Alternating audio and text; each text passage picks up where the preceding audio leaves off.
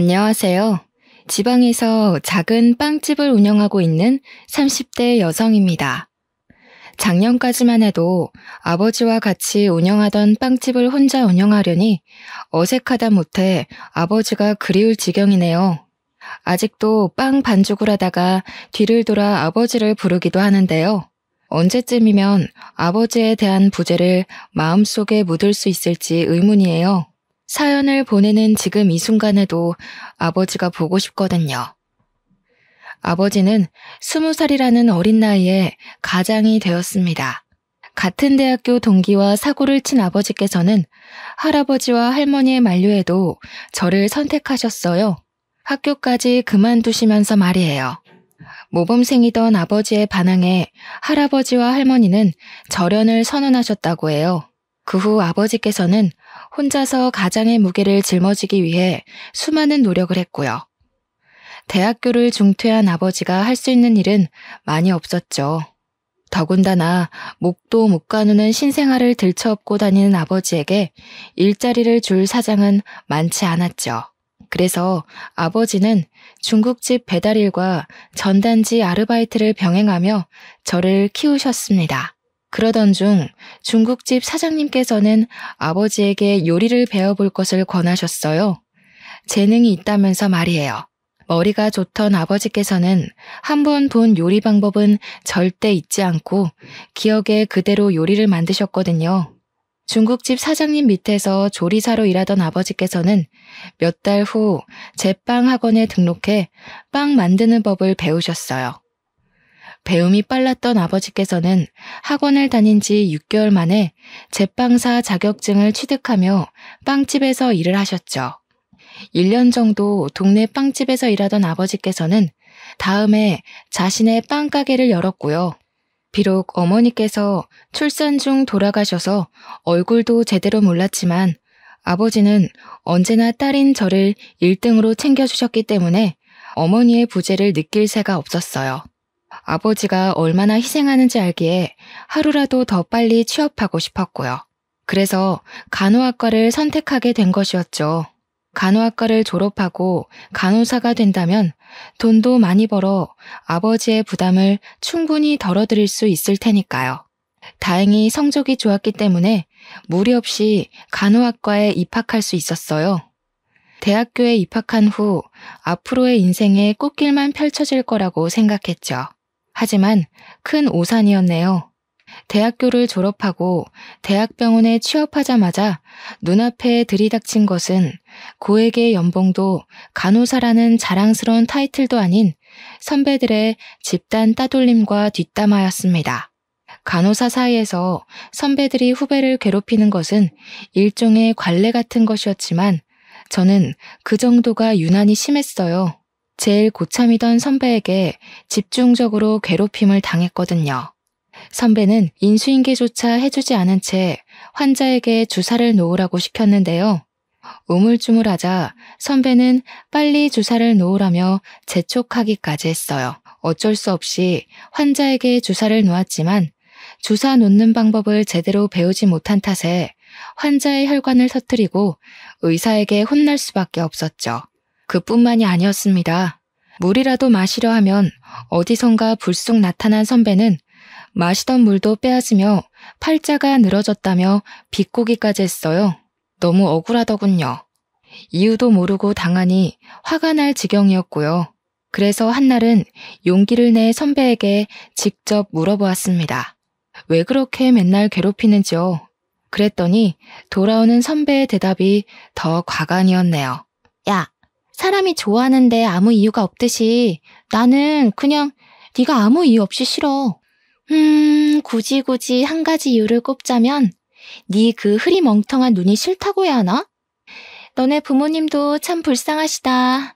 너 같은 걸 낳으시고 우리 딸이 간호사가 됐다고 온 동네방네 자랑을 하고 다닐 텐데. 나는 시집 가기도 전에 기도부터 하려고. 시집 가서 너 같은 애 낳으면 소방 맞아도 할 말 없는 거잖아. 우리한테 말은 안 했지만 혹시 모르지? 맹추 딸 낳은 죄로 너네 엄마도 네 할머니한테 소금이나 맞으면서 구박당했을지. 몸에 있는 힘이란 힘은 다 주고 찾아갔지만 돌아온 것은 조롱과 비웃음뿐이었습니다. 그 후 선배의 괴롭힘은 더 심해졌고요. 구내 식당에서 밥을 먹고 있으면 선배는 자기가 먹던 음식을 식판에 부어버리곤 간호사 무리와 키득거리며 지나쳐갔어요. 선배의 괴롭힘이 심해질수록 그만두고 싶은 마음은 굴뚝 같았죠. 매일 밤 제발 사고가 나기를 바랄 정도로요. 그렇다고 해서 간호사 일을 그만둘 수는 없었습니다.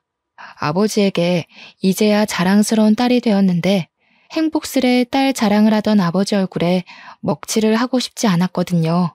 그래서 꾸역꾸역 선배의 괴롭힘을 참으며 병원을 다녔죠. 하지만 지속적인 언어폭력과 무시는 점점 더 몸과 마음을 지치게 만들었어요. 스트레스는 폭식으로까지 이어져 입사를 한 지 6개월 만에 30kg까지 쪄버렸고요. 살이 찌자 선배는 더 악랄하게 괴롭혀오더군요.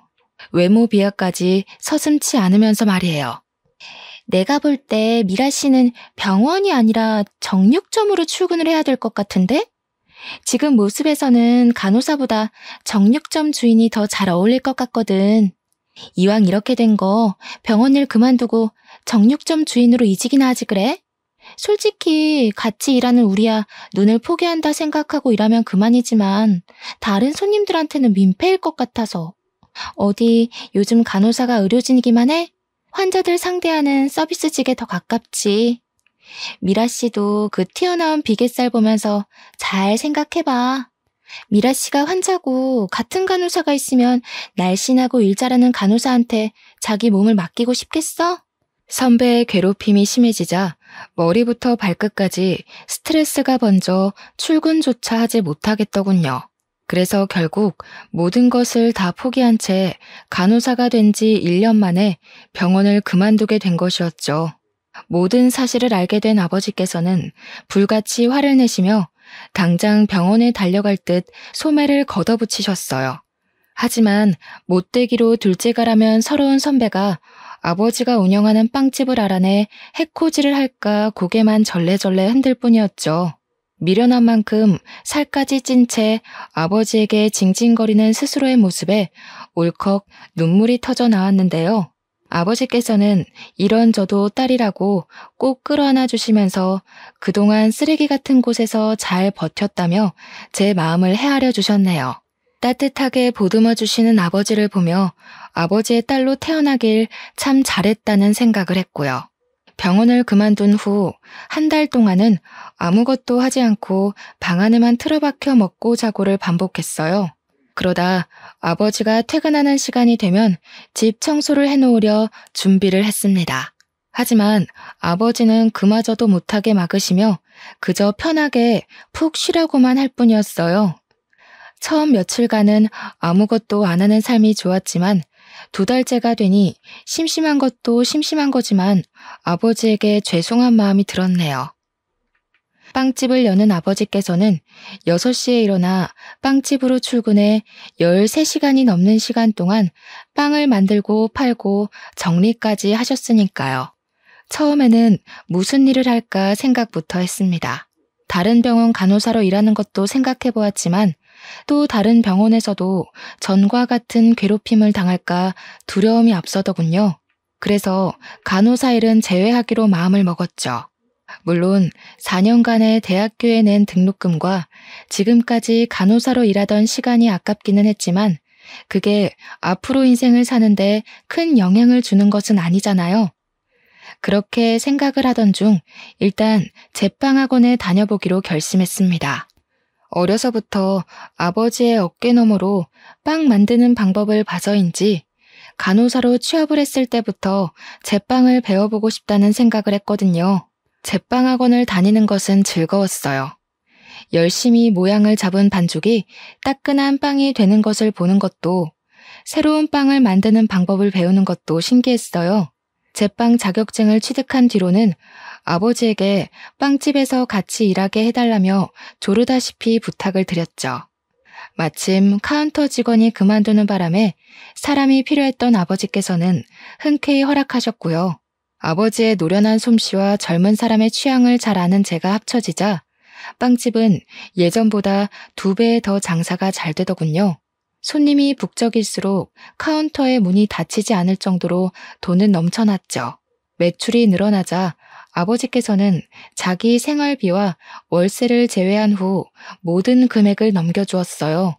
거부를 해봐도 아버지께서는 안 받을 바에는 불에 태울 거라며 반협박식으로 주머니에 돈을 찔러 넣으셨습니다. 어쩔 수 없이 돈을 받기는 했지만 도저히 아버지가 주신 돈을 흥청망청 쓸 수가 없었네요. 그래서 만일의 일을 대비해 적금 통장에 차곡차곡 모아놓았죠. 하루에 100명이 넘을 정도로 빵집이 인기가 많아지자 아버지에게는 다른 고민거리가 생기셨어요. 바로 저의 결혼 문제였어요. 28살로 홍기가 꽉 찬 저를 보며 아버지께서는 제발 괜찮은 사람과 결혼을 했으면 좋겠다고 노래를 부르셨는데요. 그런데 며칠 후 거짓말처럼 호감을 표시하는 사람이 생기더군요. 빵집 단골 손님이던 남자는 어느 날 번호가 적힌 쪽지를 주고 갔죠. 바로 위층 학원에서 고등학교 영어 강사로 일하고 있는 남자는 통통하고 귀여운 제가 마음에 든다며 용기를 냈다고 했어요. 처음에는 사람에게 입은 상처가 커 남자를 밀어내려 했지만 남자는 끊임없이 자기의 마음을 표하며 근처를 서성였죠.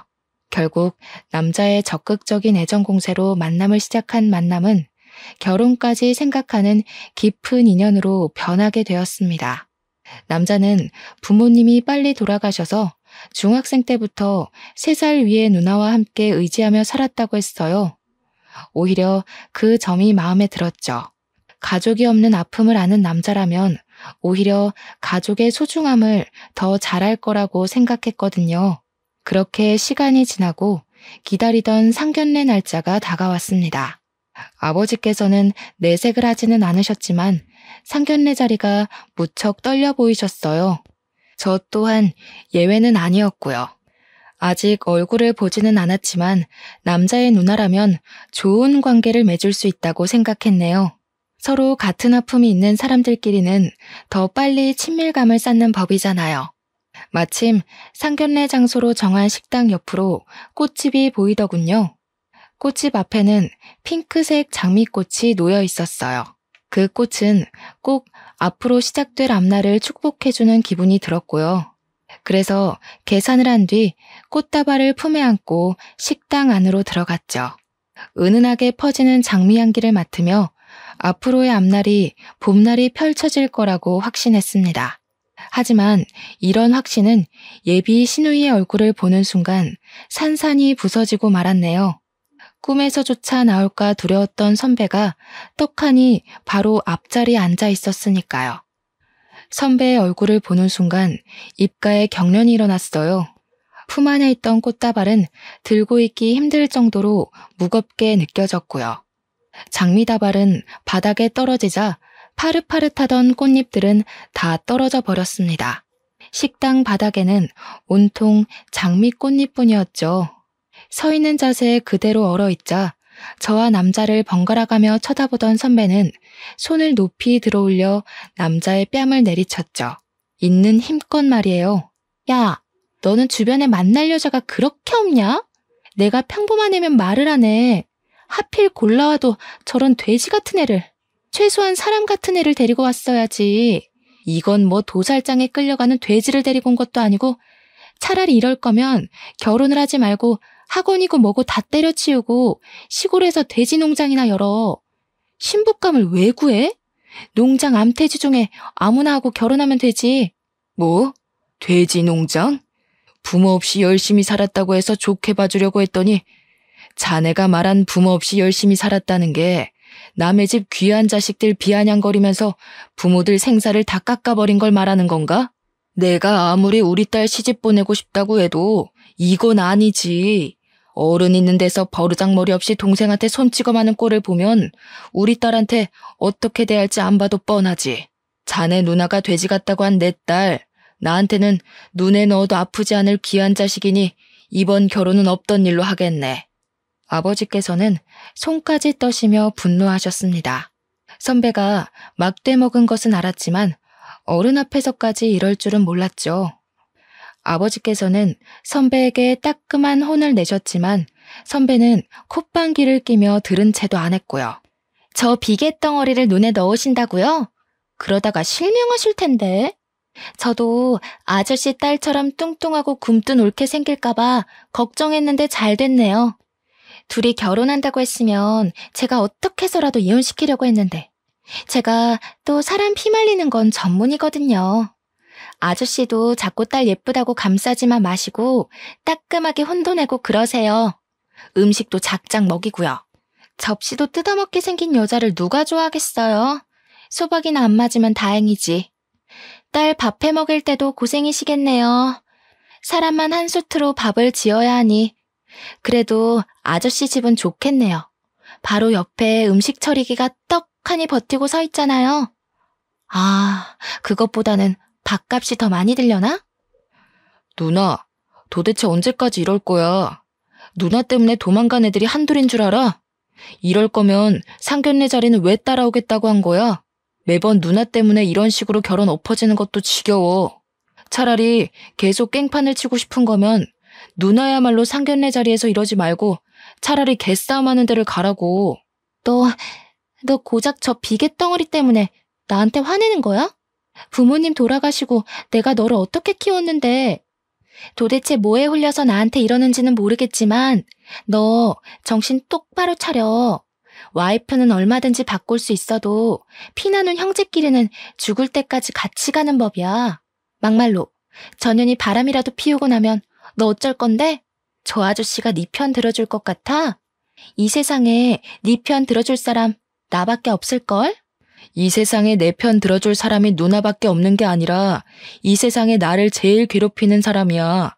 이 결혼 깨지면 다시는 누나 안 볼 테니까 그런 줄 알아. 상견례가 끝난 후 남자는 매일같이 저희 집 앞을 찾아왔어요. 누나의 잘못까지 자신이 빈다면서요. 하지만 아버지는 단호하게 남자를 밀어내셨죠. 언제나 다정하시던 아버지의 환한 모습에 당황하기도 했습니다. 이만하면 봐줄만도 한데 아버지께서는 절대 물러나지 않으셨거든요. 하지만 한편으로는 이런 아버지가 있다는 것이 고맙기도 했네요. 아버지가 아니었다면 바보 같은 저는 얼렁뚱땅 남자의 사과에 넘어가 빚지는 결혼을 했을 테니까요. 아버지가 계속해서 강한 태도로 나오자 급기야는 선배까지 집 앞으로 찾아오더군요. 선배는 자신이 경솔했다며 제발 이 결혼만은 진행해달라고 했습니다. 선배의 사과를 받은 후에야 아버지는 결혼을 허락하셨고요. 결혼 후 모든 것이 순조롭게 풀릴 것 같았지만 막상 식을 올리고 나니 그게 아니었어요. 결혼은 현실이란 말을 이해하게 되었죠. 어른의 도움 없이 혼자서 학업을 마쳐야 했던 남편에게는 빚이 참 많았거든요. 학자금 대출금부터 차 할부금까지 남편의 월급은 손에 들어오기도 전에 곳곳에 있는 채무자들에게 넘겨주는 셈이었죠. 그래서 모아놓은 돈으로 신혼살림을 시작했네요. 신혼집을 구하고 가구를 사서야 아버지께서 왜 그렇게 많은 돈을 저에게 주셨는지 알게 되었습니다. 다행히 차곡차곡 돈을 모아놓은 탓에 아파트로 이사를 갈 수 있었어요. 물론 20년이 지난 구축이기는 했지만 집주인이 워낙 관리를 잘해놓은 탓에 리모델링을 할 필요도 없었고 더군다나 위치가 너무 좋았죠. 새로 구한 신혼집은 도보로 출근을 할 수 있었습니다. 신혼집을 구하고 가구로 집을 채워놓고 나니 딱 절반 가까운 금액이 수중에 남더군요. 남은 돈은 당연히 아버지에게 드렸고요. 남편 또한 아버지에게 지원받은 것이 있으니 당연히 수긍할 거라고 생각했죠. 하지만 남편은 저와 생각이 많이 다른 것 같더군요. 우리 형편도 넉넉하지 않은 마당에 괜히 아까운 돈을 아버지에게 드렸다면서 입이 오리만큼 나왔거든요. 그걸로도 모자라 남편은 아버지에게 드렸던 돈을 다시 찾아오라고 했네요. 나이도 많고 혼자 사는 아버지에게 그 큰 돈이 무슨 필요가 있냐면서요. 기가 막혔습니다. 남편을 비하하는 것은 아니었지만 집을 사는데 돈을 보태기는커녕 몸만 달랑 들어온 주제에 마치 돈주인이라도 된 듯이 뻔뻔하게 나오는 것을 전혀 이해할 수 없었어요. 그래서 꾹 다물었던 입을 연 것이었죠. 내가 치사하게 들릴까봐 이런 말까지는 안 하려고 했지만 당신 좀 너무한 거 아니야? 집 사는데 10원 한 장 안 보탰으면서 돈 욕심은 왜 그렇게 많은 건데? 누가 보면 집이며 차며 다 당신 돈으로 해온 줄 알겠어. 당신이 지금 아파트에서 뱃다식에 자서 까먹었나 본데 우리 형편에 이 정도 평수 아파트에서 비싼 가전제품 들이고 사는 게 다 누구 덕분인데. 아빠 돈 아니었으면 우리가 이렇게 살 수나 있었겠냐고. 아, 그래. 네 본심이 이거였네. 그래. 나 부모도 없고 가진 것도 없어서 장가 올 때 빈손으로 들어온 능력 없는 놈이다. 근데 그게 뭐 어때서? 모르고 결혼한 것도 아니고 다 알고 결혼했으면서 이제 와서 그거 가지고 걸고 넘어지는 이유가 뭔데? 애초에 결혼이라는 게 왜 있는 건데? 서로 부족한 점 있으면 채우고 살라고 있는 거잖아. 나도 나지만 당신도 잘난 거 하나 없으면서 서로 보듬고 사는 게 당연한 거잖아. 그까짓 돈 얼마나 한다고 남편 속까지 들치면서 말썽을 피우는지. 우리 사정 뻔히 알면서 장인어른도 그러시는 거 아니야. 빵 반죽만 주무르는 사람이 그 많은 돈 쓸 데가 어디 있다고. 내가 부모였으면 형편 어려운 딸내 부부한테 줬을 거라고. 늙으면 욕심만 많아진다고 하더니 장인어른이 딱 그 꼴이잖아. 당신, 우리 아빠한테 어떻게 그런 말을 할 수가 있어. 우리 아빠 표현은 안 하지만 당신 엄청 아끼셨어. 그리고 돈 필요할 때마다 우리 아빠한테 몰래 가서 용돈 달라고 손 내밀었던 거 내가 몰라서 가만히 있었는지 알아? 당신이 우리 아빠한테 가져간 돈만 다 합쳐도 돈 1,000만 원은 나와. 근데 뭐? 우리 아빠가 늙어서 욕심만 많아? 나는 무슨 일이 있어도 그 돈 다시 못 가져오니까 그렇게 돈이 가지고 싶으면 당신이 직접 대리운전을 하던 편의점 아르바이트를 하던 일하면서 벌어. 애초에 성인이면 자기가 쓸 돈은 자기가 책임지는 게 당연한 거잖아? 그래, 고아 주제에 아빠 잘 만나서 호강에 코 박은 마누라한테 내가 뭘 바라겠냐? 그냥 닥치고 돈이나 벌면서 처가살이나 해야지. 반박할 말이 없는지 남편은 씩씩거리며 화만 낼 뿐이었어요. 돈 문제로 다투고 난 후에는 감정이 상했는지 일주일 정도 각방을 썼고요. 남편의 행동이 지나치다는 것은 알았지만 얼굴을 붉힐 정도로 심한 일도 아니었기에 그냥 넘어가려고 했는데요. 먼저 신우이에게 전화가 오더군요. 신우이는 전화를 받자마자 입에 담지 못할 상스러운 말들로 귀를 더럽혔습니다. 어찌된 영문인지 신우이는 아버지에게 드린 돈의 행방을 알고 있더군요. 추측하는 것은 간단했어요. 입이 50원짜리 동전보다 싼 남편이 그 사이를 못 참고 신우이에게 돈 때문에 싸운 것을 일러바친 것이었죠. 신우이는 세상이 아무리 좋아졌지만 어디 남편에게 바락바락 언성을 높이냐면서 혼을 내기 시작했습니다. 병원에서 저를 괴롭힐 때처럼 말이에요. 하지만 그때처럼 가만히 당하고만 있지는 않았네요. 형님이 이렇게까지 저희 부부 지갑 사정을 생각해 주시는 줄 몰랐네요. 이럴 줄 알았으면 형님한테 명품백이 아니라 그냥 결혼식 기념 뷔페 이용권이나 드리는 건데 제가 생각을 잘못했네요. 그럼 말 나온 김에 제가 형님한테 사드린 명품백 먼저 다시 돌려주시겠어요? 그 가방 판돈이면 저희 아버지 드린 돈만큼은 못하더라도 우리 그이 차 할부금 갚을 돈은 될 것 같은데요. 아시다시피 저희 아버지는 연세가 있으시잖아요. 나이 들어서 아픈 게 제일 서럽다는데 그래도 돈은 있어야죠. 가방은 저희 집 주소로 보내주시면 돼요. 가방 이야기를 꺼내자 신우이는 언제 떠들었냐는 듯이 가만히 있었습니다.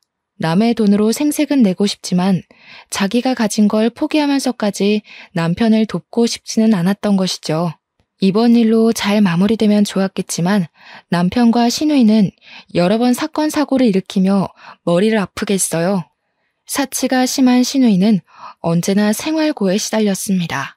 월급을 받는 족족 미친 듯이 카드를 긁던 신우이는 부업을 시작한다고 했고요.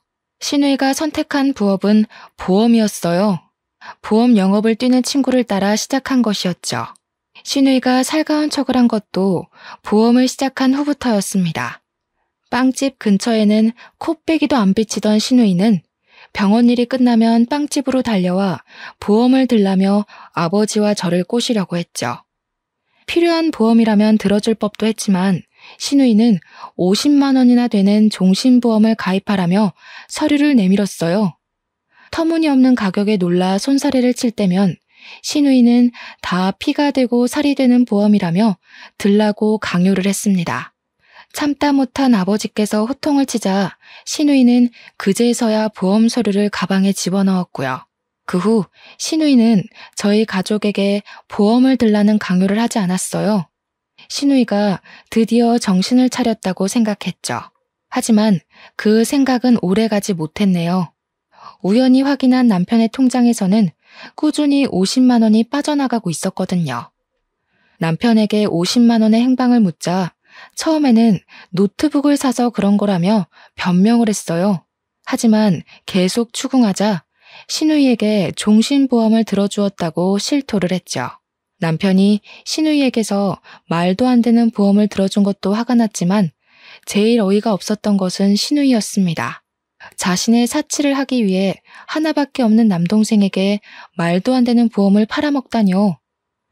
남편의 벌이가 좋았다면 그런가 보다 하고 넘어갔을 수도 있지만 한 달에 300 남짓 버는 사람에게 50만 원은 너무 큰 돈인 거잖아요. 더군다나 학자금 대출과 차 할부금까지 있는 것을 뻔히 알면서 보험을 들라고 강요하다니요. 당장 보험을 해지하라 말했지만 남편은 요즘 신우이의 사정이 넉넉지 않아 자신이 해지하면 큰일이라고 하더군요. 큰일 나겠지. 백화점에서 룰루랄라 돈 쓸 생각에 신나 있었는데 당신이 보험 해지라도 해봐. 돈 물어주느라 백화점 쇼핑은커녕 밀려있는 카드값도 못 낼 텐데. 형님도 진짜 너무해. 학자금 대출이랑 차 할부금만으로도 빠듯해서 허리 졸라매고 사는 거 뻔히 아시면서 어떻게 50만 원이나 되는 엉터리 보험을 다른 사람도 아니고 동생인 당신한테 들라고 하셔? 아무리 사기꾼이어도 자기 가족은 안 건드린다는데 형님은 도대체 뭐야? 하나밖에 없는 가족이면서 도와주지는 못할 망정 다 부러진 허리에 빨대 꽂으려고 하잖아. 졸라매다 부러진 허리 보는 게 안타까웠으면 당신이 누나 보험 들어줬으면 됐잖아. 일을 꼬이게 만든 게 누군데? 가게 돈통만 털어와도 그까짓 50만 원은 그냥 내겠구먼. 그까짓 50만 원 가지고 유나는. 신우이에게 깜빡 속아 사기를 당했으면서도 남편은 끝끝내 당당했어요. 아니 오히려 뻔뻔하게 턱을 치켜들었습니다. 그래서 직접 나서기로 했죠. 병원을 찾아가자 예상대로 신우이는 오리발을 내밀더군요. 그래서 확실하게 으름장을 놓았습니다. 당장 남편 앞으로 들어놓은 보험을 해지하지 않는다면 보험 사기죄로 고소를 한다고요. 협박을 하고 싶지는 않았지만 말귀를 못 알아듣는 신우이에게는 이 방법뿐이었어요. 역시 고소를 한다는 소리에 신우이는 금세 꼬리를 내렸고요. 된통 매운맛을 봐서인지 그 다음부터는 신우이 또한 함부로 굴지 않았어요. 신우이와는 여전히 껄끄러운 관계이기는 했지만 그래도 얼굴을 붉히지 않을 정도의 거리를 유지하는 것만으로도 다행인 거잖아요. 남편 또한 보험 사건 이후 반성을 했기에 부부관계 또한 더할 나위 없이 좋았는데요. 단 한 가지 문제가 있다면 아이가 생기지 않는다는 것이었습니다. 남편에게 검사를 해보자고 해도 아무 문제가 없다며 어물쩍 넘어갈 뿐이었어요. 처음에는 남편의 말처럼 시도하다 보면 언젠가는 아이가 찾아오겠지라고 생각했지만 1년이 지나도 아이는 저희 부부에게 오지 않더군요. 그런데 남편은 뜬금없이 혼자서 2박 3일로 여행을 가고 싶다고 했어요. 저는 흔쾌히 수락을 했고요. 샤워를 하러 간 남편의 핸드폰은 거실 소파에 있었는데요. 진동이 울리며 병원에서 문자 하나가 날아오더군요. 정관 수술 날짜였습니다. 문자를 확인하자 당황스러움을 감출 수가 없었어요. 이세를 얼마나 가지고 싶어 하는지 아는 장본인이 정관 수술이라뇨. 그래서 샤워를 하고 나온 남편에게 핸드폰을 보여주며 물어보았습니다. 그랬더니 남편은 의외의 대답으로 또 한 번 저를 놀라게 했네요. 실은 누나가 우리 사이에 아이 갖는 걸 싫어해서 당신 닮은 아이 낳으면 연 끊을 정도로 꼴 보기 싫을 것 같다고 해서 솔직히 당신한테 말은 안 했지만 사실 나도 아이 낳는 건 좀 그래. 윗물이 맑아야 아랫물이 맑은 건데 우리 둘 다 잘난 구석이라고는 하나도 없잖아. 이참에 잘 됐지 뭐. 애 이야기 나올 때마다 연기하는 것도 힘들었는데 이참에 우리 애 없이 둘이서만 재미있게 살자. 온몸에 피가 빠져나가는 느낌이었습니다. 남편은 물론 시누이까지 끔찍하게 느껴졌어요. 두 남매의 손바닥 위에서 놀아났다고 생각하니 눈물조차 나오지 않을 정도로 비참했고요. 그동안 아이를 가지고 싶다며 설레발치던 모습을 보며 두 남매가 뒤에서 얼마나 비웃었을지 상상하자 소나기에 있던 힘이 쫙 빠져나갔죠. 이쯤 되니 이혼을 고민하게 될 정도였습니다. 우유부단한 남편의 성격은 흐린 눈으로 지나갈 수 있었지만 그 앞에 버티고 서 있는 시누이의 횡포는 눈이 매워 도저히 그냥 넘어갈 수가 없었거든요. 결국 고심 끝에 이혼을 결심하고 아버지에게 말씀을 드렸죠. 그랬더니 아버지께서는 자기가 알아서 할 테니 그냥 참고 살라며 말씀을 하셨어요. 충격적이었습니다. 언제나 제 선택을 믿어주고 든든하게 지켜주던 아버지께서 시누이와 남편의 잘못을 눈감아 주라고 하다니 말이 되지 않는 거잖아요. 그런데 얼마 안 가 병실에 누워 계신 아버지를 보자 서운한 마음을 가졌던 것도 후회가 되어 돌아왔네요. 아버지께서는 간암 말기 환자로 시한부 판정을 받은 거나 다름이 없는 상태셨습니다. 자신이 죽으면 혼자 남을 딸을 걱정해 이혼을 하지 말고 버티라고 한 것이고요. 이미 늦었다는 것을 알고 있었지만 그래도 희망의 끈을 놓고 싶지는 않았어요. 아버지가 없는 세상에서 혼자 사는 것은 도저히 상상할 수가 없을 만큼 끔찍했으니까요. 하지만 아버지는 이미 늦었다면서 씁쓸한 미소를 지으시며 남은 시간을 항암 치료나 하면서 허비하고 싶지 않다고 말씀하셨어요. 그러면서 남은 시간을 단둘이서 행복하게 보내자고 하셨고요. 그래서 빵집까지 닫으며 그동안 가게를 운영하느라 그간 가보지 못했던 제주도 여행도 가게 되었습니다. 그런데 제주도에서 돌아온 후 아버지께서는 뜬금없이 빵가게를 이전한다고 말씀하셨어요. 당황스러웠지만 언제나 옳은 선택을 하시던 아버지였기에 이번에도 믿고 따르기로 했죠. 이사 간 곳의 건물주 아저씨는 참 다정하고 친절한 분이셨어요. 건물주 아저씨는 의사로 노후를 위해 건물을 매입했다고 설명하셨네요. 빵가게를 이전한 후 아버지의 상태는 급격하게 나빠지셨습니다. 혼자서 빵가게를 운영하게 되자 막막해지는 기분이었어요. 당장이라도 병원에 계신 아버지에게 달려가고 싶을 만큼 카운터에 혼자 남겨진 것이 두려웠죠. 하지만 그럴 때마다 힘이 돼준 것은 건물주 아저씨였습니다. 아저씨께서는 퇴근 시간마다 들러 위로를 해주시면서 청소 같은 것도 도와주셨어요.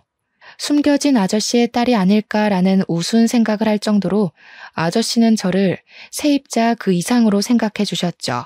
마치 자신의 친딸처럼 말이에요. 사모님 또한 정말 좋은 분이셨습니다.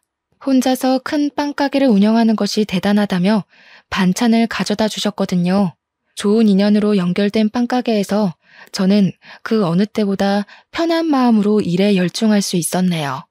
금요일 밤 여느 때와 같이 마감 청소를 하고 있자 아저씨께서는 문 밖에서 손을 흔드셨습니다. 그런데 아저씨 뒤에는 익숙한 모습의 사람이 보였어요. 시누이였습니다. 시누이는 아저씨를 보더니 깜짝 놀라며 냉큼 인사부터 했어요. 버릇없고 아나무인인 시누이가 모르는 사람에게 인사부터 하다니 당황스러웠죠. 하지만 이야기를 나눠보니 시누이가 아저씨에게 인사를 한 이유를 알겠더군요. 건물주 아저씨는 시누이가 일하는 병원의 새로운 의사셨거든요. 올케는 정말 제 친자매랑 다를 게 없어요. 저희 올케한테 이런 은혜를 베풀어 주시다니 몸둘 바를 모르겠네요. 사돈어른께서도 올케가 이렇게 잘 지내는 모습 보면 편안하게 눈 감으실 수 있을 것 같아요.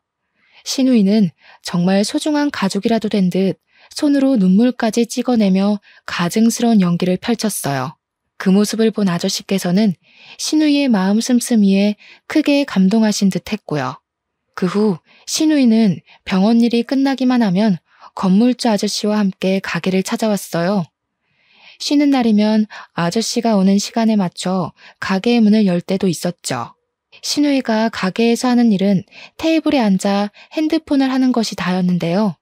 창문 밖으로 신호등을 기다리는 아저씨의 모습이 보이면 들고 있던 빗자루도 빼앗아 열심히 청소하는 척을 했습니다.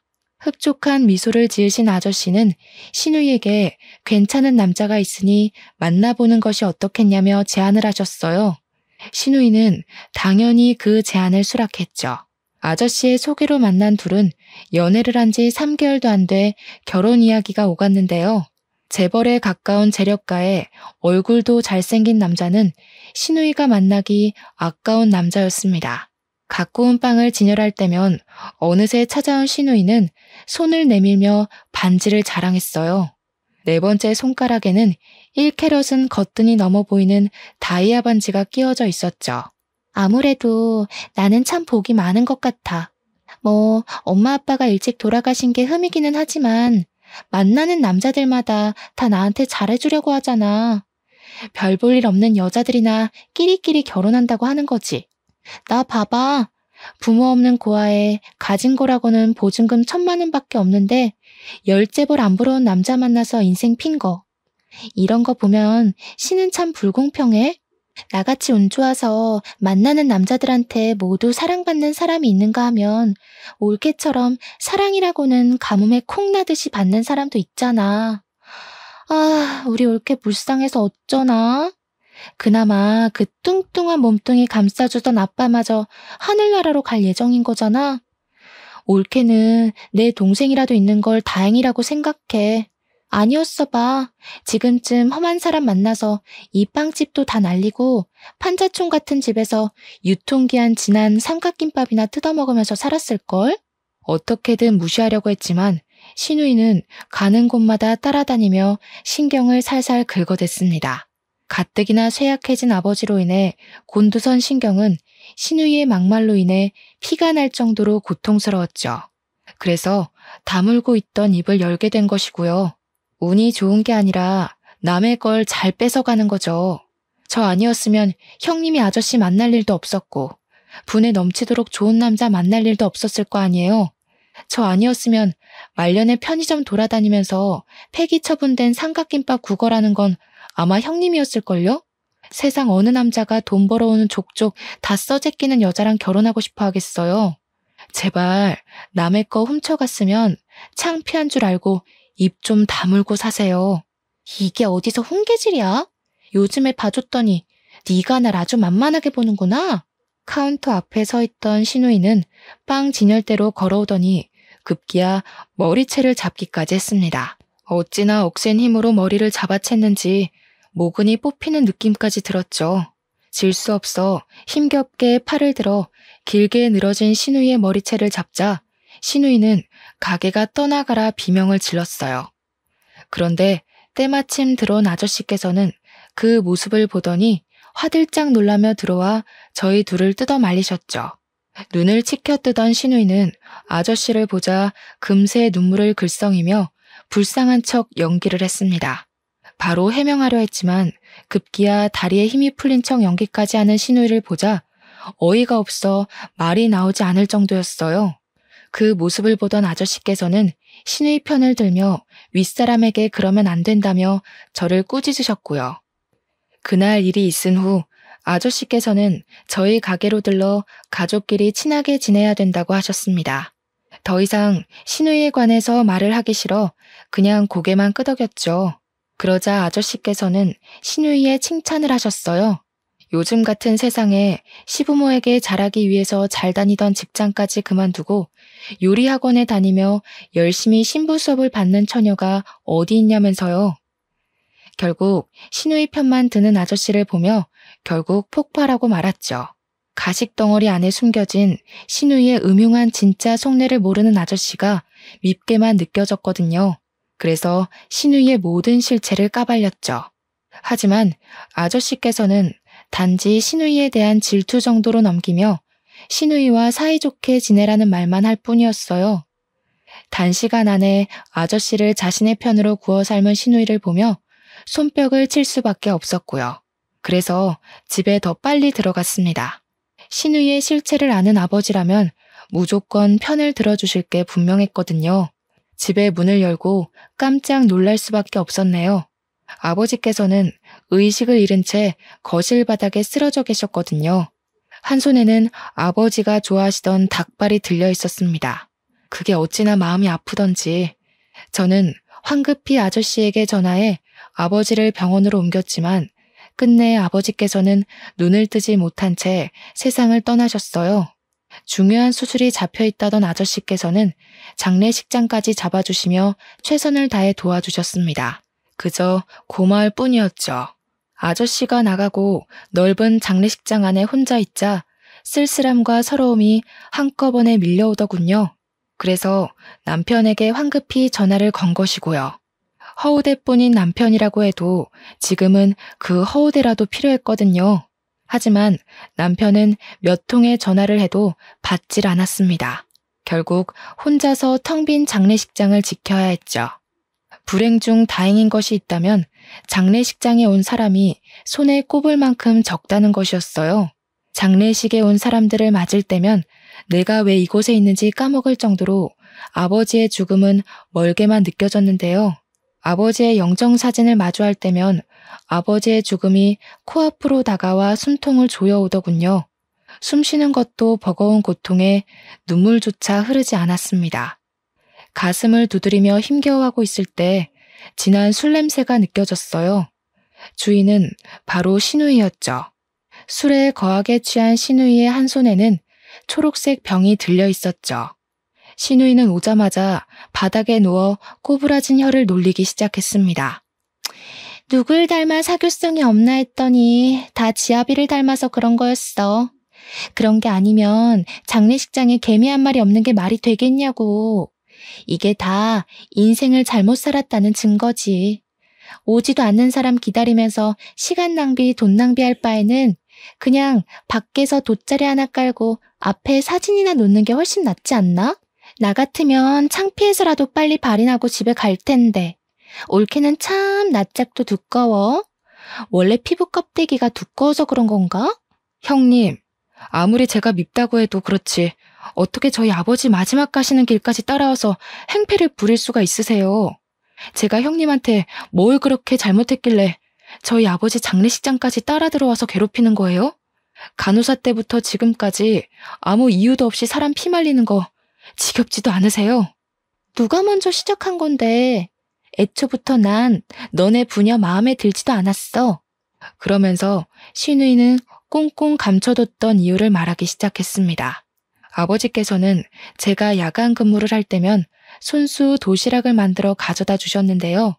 아버지가 싸다 주신 도시락을 먹는 모습을 볼 때면 자신은 느껴보지도 못한 부모의 사랑을 과시하는 것 같아 꼴배기가 싫었다고 하더군요. 정말 황당했어요. 고작 그런 사소한 이유로 지금까지 아무 죄 없는 사람을 괴롭히다니 이해할 수도 없었고요. 이제 끔찍하게 예뻐해주던 아빠도 없으니 앞으로 우리 돼지 시누이는 누가 돌봐주려나? 원래 주인 없는 가축은 다른 사람한테 팔리기 마련인데 가진 거라고는 배에 낀 기름밖에 없으니 어떡하려나? 혹여라도 내 동생이 평생 너 같은 돼지 돌봐줄 거라고 생각하지는 말고 내 동생은 이미 너보다 훨씬 예쁘고 능력 좋은 애 물어서 새 출발하려고 준비 중이거든.